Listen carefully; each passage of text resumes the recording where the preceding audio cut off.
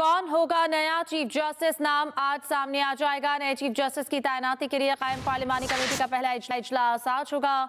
मुख्तलिफ सियासी जमातों से ताल्लुक रखने वाले अरकान पार्लियामेंट 4 बजे सर जोड़कर बैठेंगे। चीफ जस्टिस आज रात 12 बजे तक 3 सीनियर जजेस के नाम पार्लिमानी कमेटी को भेजेंगे। कमेटी 3 सीनियर जजेस में से एक जज का नाम वजीर आजम को भेजेगी। नए चीफ जस्टिस का ऐलान मौजूदा चीफ जस्टिस की रिटायरमेंट से 3 दिन कबल होगा। पार्लिमानी कमेटी में नून लीग के 4, पीपल्स पार्टी और पीटीआई के 3 अरकान शामिल। जेयूआई और एमक्यूएम पाकिस्तान का एक रुकन भी कमेटी का हिस्सा।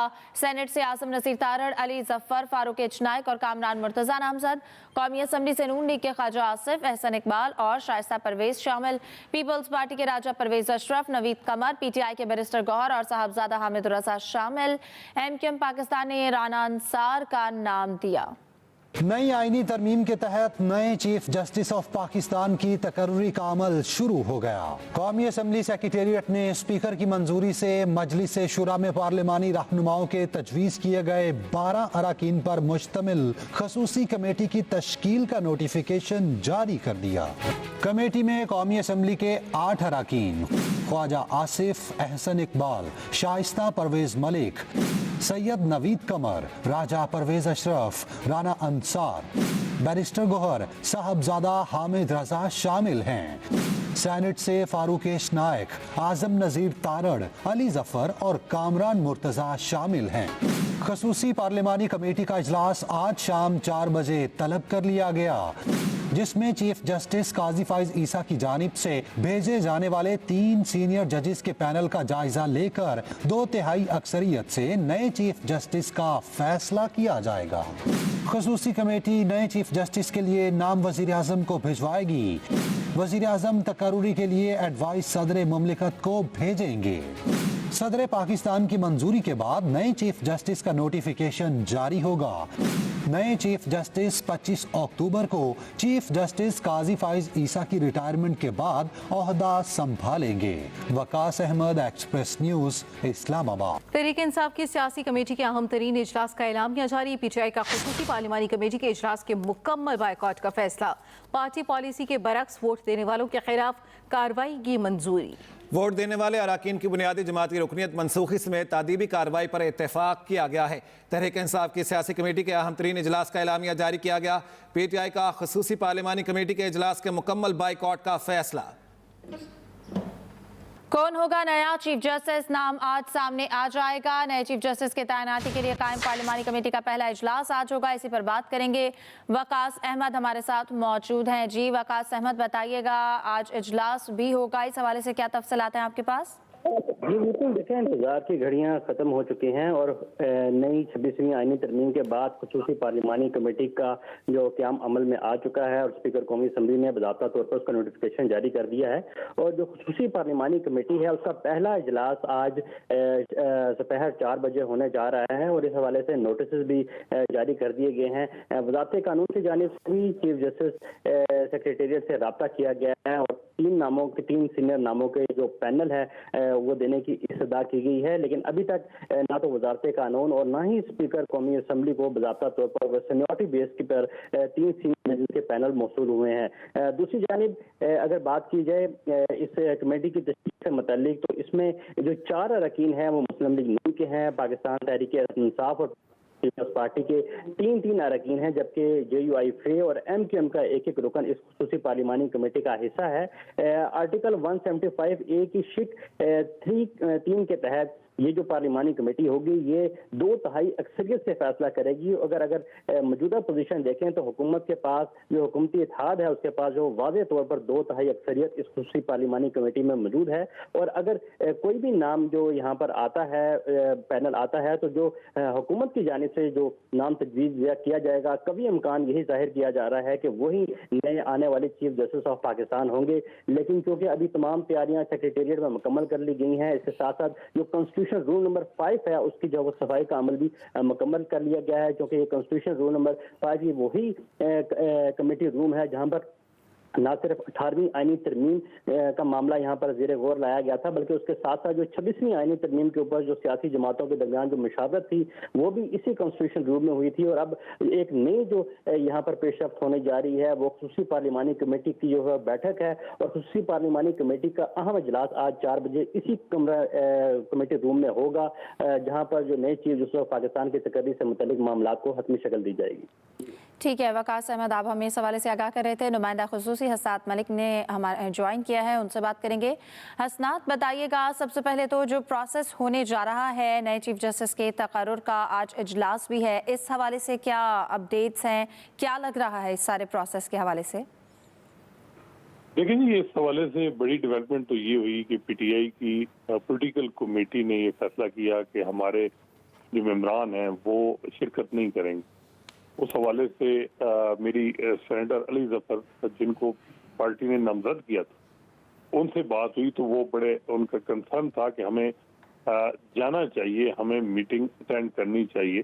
तो इससे वाज़ेह है कि पीटीआई में तकसीम है, और उनकी तरफ से यही अली जफर साहब का था कि अगर हम पार्लियामेंट में बैठे तो फिर हमें इस प्रोसेस का हिस्सा बनना होगा। आगे जुडिशल कमीशन जो 13 रुकनी बॉडी है, बड़ी अहम उसका भी मामला है, जजेस अपॉइंटमेंट उससे करनी है, कॉन्स्टिट्यूशनल बेंचेस उनमें उसने बनाने हैं उस बॉडी ने, तो उसमें भी हमारे रिप्रेजेंटेशन होगी। क्या वहाँ भी हम बाइकाट करेंगे? तो ये एक बड़ी डेवलपमेंट की पीटीआई जो है वो नहीं शिरकत कर रही अभी तक। वहाँ एक है मामला में भी अली जफर दूसरे मेंबरान को कन्विंस कर लें और वो शिरकत कर लें, लेकिन अभी तक जो डेवलपमेंट है वो ये है कि पीटीआई नहीं जा रही। दूसरा जो मामला है इसमें मेरा ख्याल है कि बाल अब हुकूमत की कोर्ट में है। तो ये परसेप्शन रही कि ये जो आईनी तरमीम है ये सिर्फ इस वजह से कि Mansoor Ali Shah chief justice of Pakistan ना बन सके।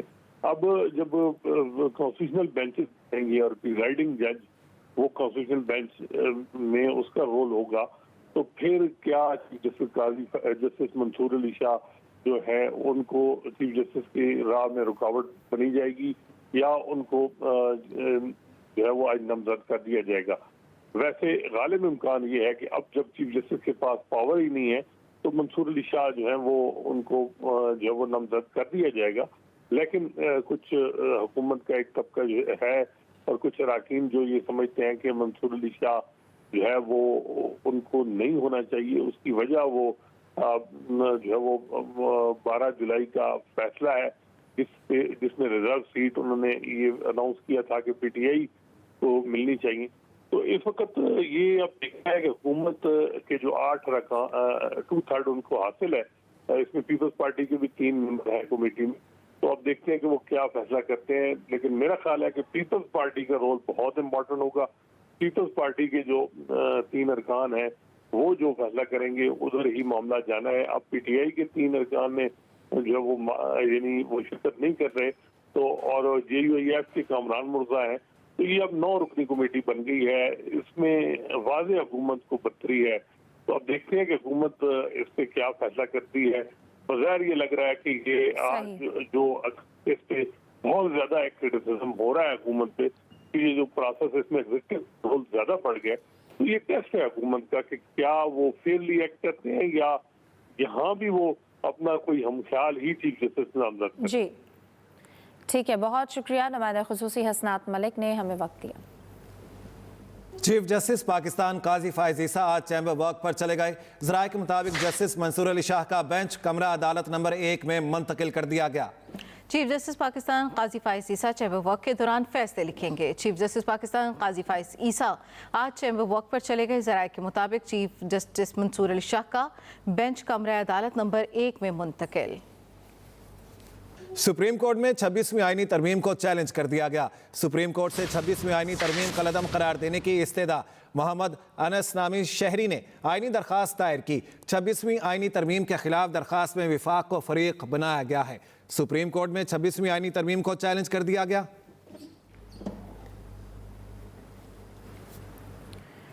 आईनी तरामी में पार्टी पॉलिसी के बरक्स वोट देने वालों की निशानदेही की जा रही है। मुशीर इत्तलात बैरिस्टर सैफ कहते हैं कि अवाम और पार्टी दोनों इन लोटों का हिसाब लेंगे। सेनेट में खैबर पख्तूनख्वा की नुमाइंदगी के बगैर गैर आईनी तरमीम पास की गई। बड़े सूबे की नुमाइंदगी के बगैर तरमीम करना सबसे बड़ा सवालिया निशान है। वज़ीर आज़म की ज़ेर सदारत वफाकी काबीना का इजलास जारी। काबीना 11 नुकाती एजेंडे की मंजूरी देगी। काबीना इजलास में हज पॉलिसी की मंजूरी दी जाएगी। घरेलू तशद्दुद बिल 2024 की मंजूरी का भी इम्कान है। इजलास में ड्यूटी के निजी मेंबर्स की तैनाती की मंजूरी भी दी जाएगी। वज़ीर आज़म शहबाज शरीफ की ज़ेर सदारत वफाकी काबीना का इजलास जारी है। वफाकी काबीना 11 नुकाती एजेंडे की मंजूरी देगी। काबीना इजलास में हज पॉलिसी की मंजूरी दी जाएगी। घरेलू तशद्दुद बिल 2024 की मंजूरी का भी इम्कान है। इजलास में न्यूटेक के निजी मेंबर्स की तैनाती की मंजूरी भी दी जाएगी। वफाकी काबीना 11 नुकाती एजेंडे की मंजूरी देगी। वज़ीर आज़म की ज़ेर सदारत वफाकी काबीना का इजलास जारी है। मज़ीद तफसील जानेंगे अपने नुमाइंदे खालिद महमूद से। खालिद, इजलास की सूरत हाल बताइएगा। ये देखें जी, वफाकी काबीना का इजलास वज़ीर आज़म शहबाज शरीफ की ज़ेर सदारत इस वक्त जारी है और वफाकी काबीना का 11 नुकाती एजेंडा है जिसकी आज मंजूरी दी जाएगी। इसके अलावा काबीना में जो सबसे अहम बात है वो हज पॉलिसी की मंजूरी है और आज वफाकी काबीना जो है नई हज पॉलिसी की मंजूरी देगी। इसके अलावा जो घरेलू तशद्दुद बिल है इसकी भी मंजूरी दिए जाने का इम्कान है, जबकि फार्मेसी काउंसिल ऑफ पाकिस्तान की तश्कील नौ पर भी गौर होगा। इसके अलावा साफ तवानाई के चार्टर की भी मंजूरी दी जाएगी, जबकि न्यू टेक के निजी मेंबर की तैनाती की भी आज वफाकी काबीना में मंजूरी दी जाएगी। इसके अलावा जो सियासी सूरत हाल है, जो मौशी सूरत हाल, उस पर भी डिस्कस किया जाएगा और खासकर जो पार्लियामेंट की अब नई तरमीम जो आई है उसके बाद की जो सूरत हाल है उस पर भी आज वफाकी काबीना गौर करेगी। बहुत शुक्रिया Khalid Mahmood. Welcome back. Pakistan stock exchange में कारोबार के आगाज में तेजी के बाद कमी। पाकिस्तान स्टॉक एक्सचेंज में 651 पॉइंट्स की तेजी। 100 इंडेक्स बढ़कर 86,789 पॉइंट्स की सतह पर आ गया है। आपको बताएं कि पाकिस्तान स्टॉक एक्सचेंज में कारोबार के आगाज में तेजी के बाद कमी देखी गई है। 100 इंडेक्स बढ़कर 86,709 पॉइंट्स की सतह पर आ गया। पाकिस्तान स्टॉक एक्सचेंज में फार्मा सेक्टर की कंपनी BF बायोसाइंसेज लिमिटेड की लिस्टिंग हो गई। कराची में पाकिस्तान स्टॉक एक्सचेंज के ट्रेडिंग हॉल में गोंग बेल की तकरीब से खिताब करते हुए BF बायोसाइंसेज लिमिटेड के CEO उस्मान खालिद ने कहा कि हमारी कंपनी HIV और इंसुलिन समेत मुख्तलिफ अमराज की अद्वियात तैयार कर रही है। पाकिस्तान के फार्मा सेक्टर में तरक्की के बहुत मौके हैं। हमारी कंपनी ने पाकिस्तान में 4 अरब रुपए की सरमायाकारी की है। तकरीब से खिताब करते हुए आरिफ हबीब सिक्योरिटीज़ के CEO शाहिद अली हबीब ने कहा कि गुज़श्ता 6 साल के दौरान फार्मा सेक्टर की ये पहली कंपनी है जिसकी लिस्टिंग हुई है। Lahore high court fact news फैलाकर हंगामा करने के खिलाफ केस की समाअत। अदालती हुक्म पर IG पंजाब, DG FIA समेत दीगर अफसरान पेश हुए। अदालत में FIA की जानिब से तफसीली रिपोर्ट पेश कर दी गई। अदालत ने तमाम रिपोर्ट्स का जायजा लेने के लिए समाअत मुलतवी कर दी है। Lahore high court fake news फैलाकर हंगामा करने के खिलाफ केस की समाअत हुई।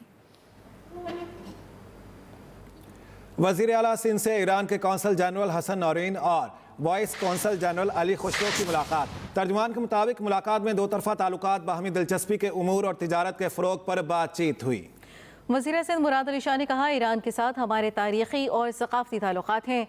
दोनों ममालिक में ताल्लुकात मज़ीद मुस्तहकम और मजबूत हो रहे हैं। वज़ीर सिंध को ब्रीफिंग दी गई कि इस वक्त दोनों ममालिक में $2 बिलियन की तिजारत है। ईरानी कौंसल जनरल ने कहा, हम चाहते हैं कि 2 तरफ़ा तिजारत को $3 बिलियन किया जाए। मुराद अली शाह बोले, सिंध से गोश्त, सिंदड़ी आम और लाड़काना के अमरूद ईरान बरामद हो सकते हैं। सूबाई वज़राए सेहत ख्वाजा इमरान नज़ीर और ख्वाजा सलमान रफ़ीक की ज़ेर सदारत नर्सिस को दरपेश मसाइल के जायजे के लिए इजलास हुआ। ख्वाजा इमरान नज़ीर का कहना था कि नर्सिस की खिदमात की बैरून ममालिक में बड़ी डिमांड है, इनकी सीट्स बढ़ाई जाएंगी। उन्होंने कहा कि नर्सिस के बगैर अस्पताल नहीं चलाए जा सकते। नर्सिस का सर्विस स्ट्रक्चर बेहतर और प्रमोशन के लिए रूल्स तब्दील किए जा रहे हैं। नर्सिस के मसाइल जायज़ मुतालबात तरजीही बुनियादों पर हल करेंगे। सूबाई वज़ीर सेहत ख्वाजा सलमान रफ़ीक ने इज़हार ख़याल करते हुए कहा, हुकूमत पंजाब की जानिब से नर्सिंग शोबे की बेहतरी के लिए जदीद इस्लाहात लाई जा रही हैं। इजलास में चेयरपर्सन YNA फौजिया आजम, सदर रोजीना मंसूर, जनरल सेक्रेटरी मुक़द्दस तस्नीम और दीगर अहदेदारों ने शिरकत की। Welcome back. Governor Balochistan Sheikh Jafar Khan Mandokhel ने कराची में जर्मन कौंसल जनरल से मुलाकात की। मुलाकात में बाहमी दिलचस्पी के अमूर पर तबादला ख्याल किया गया। मुलाकात में शेख जाफर खान मंदोखेल ने कहा कि बलूचिस्तान में मादनियात के अहम मंसूबों में जर्मनी की टेक्नोलॉजी और मशीनरी को भी शामिल किया जा सकता है। खित्ते में तब्दीलियों के पेश नज़र टेक्नोलॉजी के शोबे में खुसूसी ताउन फराहम करना चाहिए। जर्मन कौंसल जनरल ने कहा जर्मनी सेहत, तालीम और टेक्नोलॉजी में जारी ताउन को मजीद वुसअत देगा। जर्मन चैम्बर ऑफ कॉमर्स का वफ्द जल्द बलूचिस्तान का दौरा भी करेगा।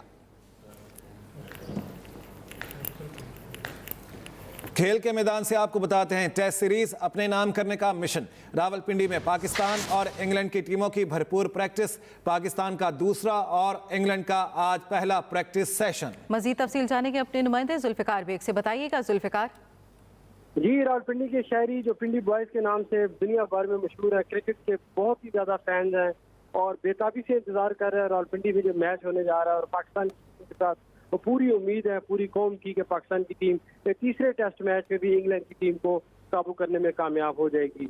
इस हवाले से दोनों टीमें रावलपिंडी में मौजूद हैं और आज टीमों ने प्रैक्टिस भी की है। और जहाँ तक पाकिस्तान की टीम के कप्तान का कहना है कि वो फुल एक्शन के साथ और फुल टीम सपोर्ट के साथ मैदान के अंदर उतरेंगे और इंग्लैंड की टीम को काबू करने की कोशिश करेंगे। जी, बहुत शुक्रिया जुल्फिकार बेग। इस न्यूज़ बुलेटिन से अब तक के लिए इतना ही। ताज़ा तरीन खबर से बाखबर रहने के लिए विजिट कीजिए हमारी वेबसाइट express.pk। इसके अलावा आप हमें फेसबुक और एक्स पर भी फॉलो कर सकते हैं। बाखबर रहिए और देखते रहिए एक्सप्रेस न्यूज़।